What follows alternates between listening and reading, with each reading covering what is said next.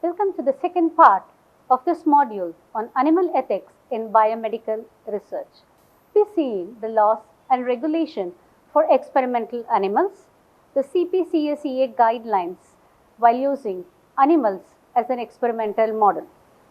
Animal experimentation has played a central role in biomedical research throughout history. For centuries, however, it has also been an issue of heated public and philosophical discussion. Humans have been using other vertebrate animal species as models of their anatomy and physiology since the dawn of medicine, and we have seen in detail in the last part how animals have helped us in not only the discovery of drugs, modifying various surgeries, development of new investigation tools, and helped us in understanding the functioning of the human system as well.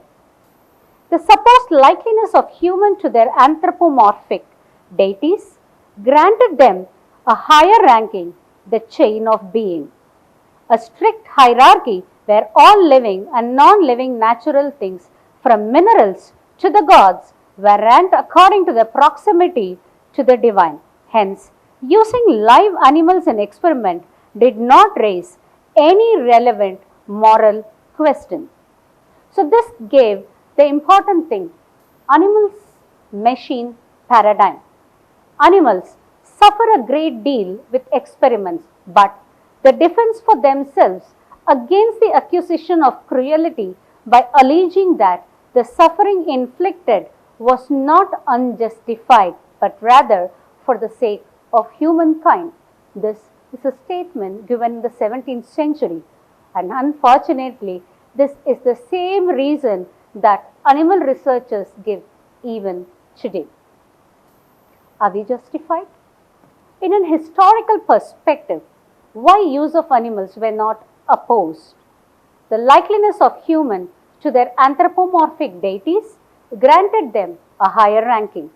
Animals were created to serve human as much as earth, water, and sky, and humankind did not have any obligations to them. This is the statement given in the 4th century. But the opposition began right from the Renaissance period in itself, when the use of animals as an experimental model again started to rise.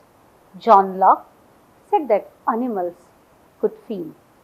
Children should be brought up to abhor the killing or torturing of living things in order to prevent them from later becoming capable of cruel actions to fellow human beings.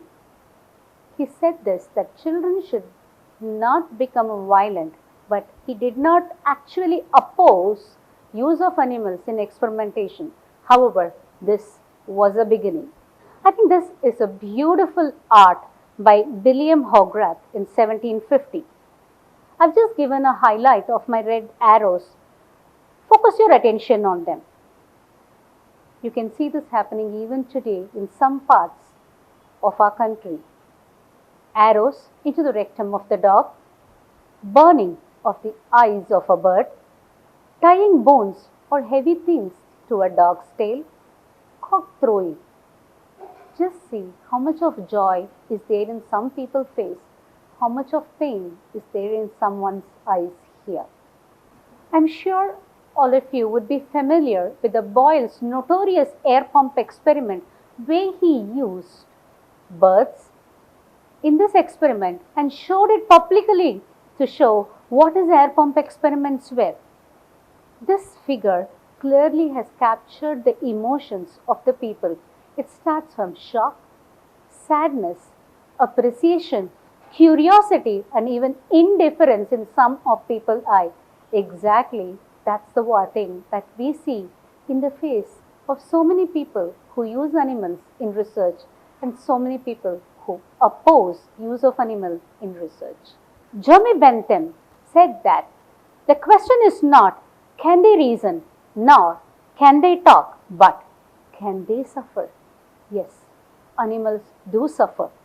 Animal research is acceptable provided the experiments had a determinate objective beneficial to mankind, accompanied with a fair prospect of the accomplishment of it. If not, animals should not be used in the experimental study.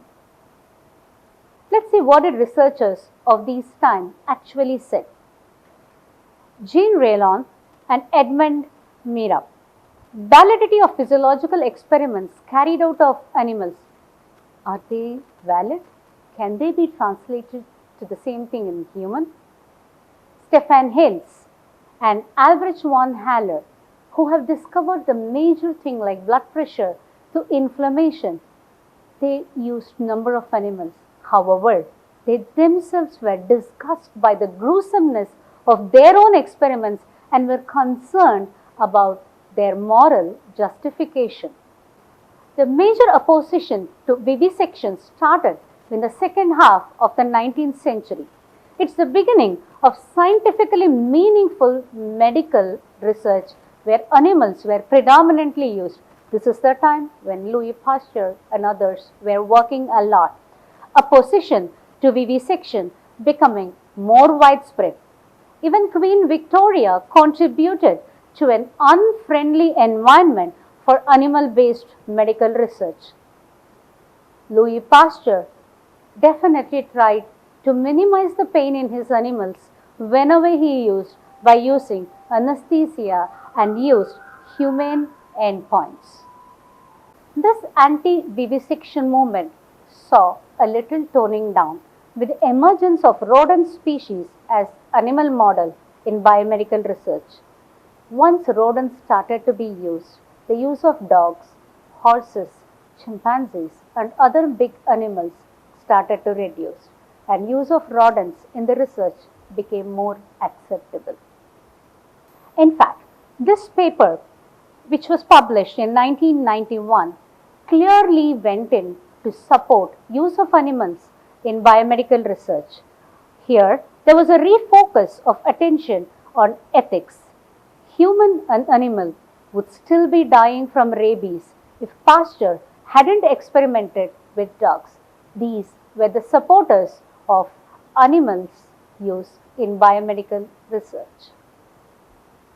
Right from 1822 to 1992, we have had a series of laws that have been governing in the use of animals in experimental research, right from 1824 when we had the Society for Prevention of Cruelty of Animals to Animals in the UK. Starting from that, this started to spread to France in 1846, to US in 1877 and other countries as well. There have been major landmark publications in the use of animals which really spread across the changes that needs to be adopted when animals are used, or a movement that was garnering support for anti-vivisection. The Animal Liberation, that was written by Peter Singer, an Australian author, said that animals are attributed a lower moral. This is no less than justifiable than racism or sexism. I think the one which really shook the globe was the case for animal rights by Tom Regan. He said that there is intrinsic value to all sentient beings. That means this perspective inherently affords vertebrates the rights despite their incapacity to understand or demand such rights. This was the main thing which triggered the anti-vivisection movement and the changes that we actually see. The next major landmark publication was the Handbook on the Care and Management of Laboratory Animals in 1954. The first edition of it came in the Universities Federation for Animal Welfare. This organization's founder, Charles Hume, commissioned the same year a general study on humane technique in animal experimentation to zoologists and classists. This book is still a classic for anybody who wants to do research using animals. The principles of humane experimental technique by William Russell and Rex Birch. Anybody who uses animal, this is the Bible for them. The 3 R's, replacement, reduction, and refinement principle, was extensively elaborated in the seminal book. A humane science is the best science. That's the motto of this book in short.